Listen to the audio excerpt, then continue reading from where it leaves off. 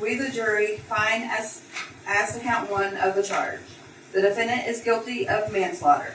Although my daughter is gone forever, the children's mom is gone forever,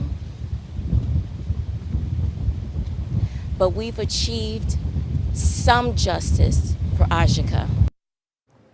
The death of A.J. Owens made national headlines in 2023. And now there's a new documentary about the Ocala mother who was shot and killed by Susan Lorenz. It's called The Perfect Neighbor. And joining us tonight is journalist and the documentary's executive producer, Soledad O'Brien. Soledad, thank you for being with us here tonight. You know, we've covered this case extensively here locally, but tell us why it was so important to share this story on a much wider level. Yeah, I think it was a pretty incredible opportunity to get in and really understand the policy of stand your ground, which more than 30 states have stand your ground laws.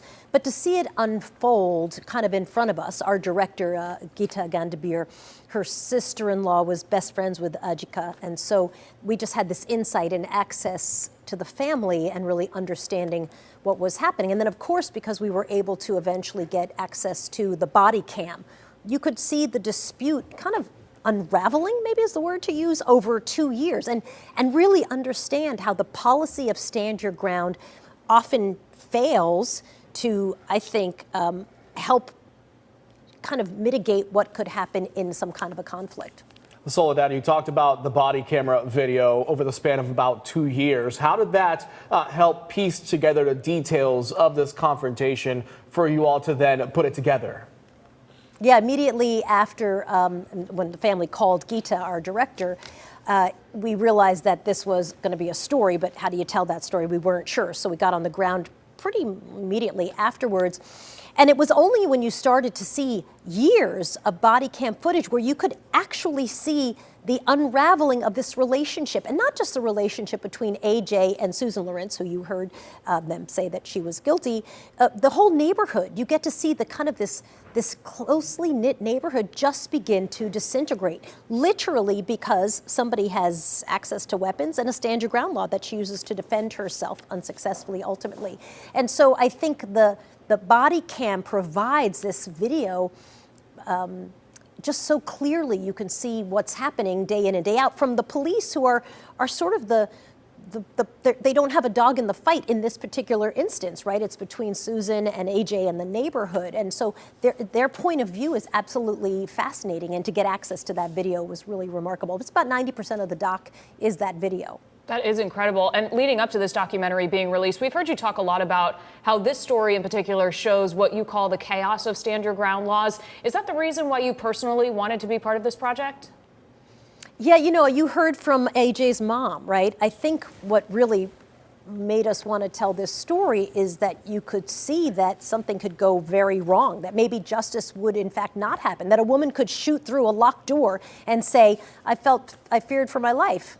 And maybe because of the laws, she might be able to get away with it. So that's really why we got into it. We were just interested in understanding, would justice be served? I think it was later when we saw the evidence of the body cam, and our editor, Viridiana Lieberman, fantastic editor, was able to sort of say, this is how you piece together this story. We can see the threads of it. And I think that's really what made us want to first jump in and tell that story. Now, Soledad, folks across the country, given those national headlines, know bits and pieces of the story, kind of the highlights of what happened. But for your team and yourself, what was it like working on this on the other side so closely with AJ's family? Yeah, well, you heard from her mom, right? I mean, it's an amazing family, and I think they just wanted justice immediately. At first, when Susan Lorenz was not arrested, and she was allowed to gather all her stuff, and then basically she was not, even though she had shot and killed a woman, she was not arrested. And I think the family was very worried that somehow that just no justice would come. And so I think following their anger and their frustration was a really interesting vantage point. And then ultimately, you know, there are 4 little kids who were left without a mother because of a stupid dispute between neighbors, a literally mindless, idiotic dispute that Susan had with her neighbors. Why would you have a mother of 4 killed because of that. It's absolutely absurd and it's terrible. And so, yeah, I think people watching, whether they, know the neighborhood in Ocala or they know Florida at all or they don't, I think they'll really get insight into this law. Soledad, one final question for you tonight. What is the message that you would like audiences to leave with after watching your documentary?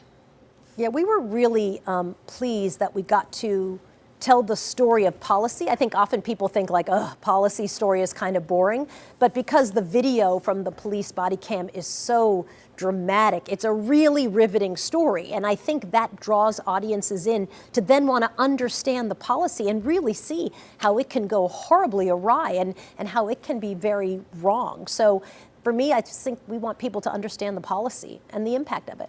All right, Soledad O'Brien with us this evening, the executive producer of a new documentary called The Perfect Neighbor, highlighting a case that happened right here in Central Florida this year on Netflix. Soledad, thank you so much for your time.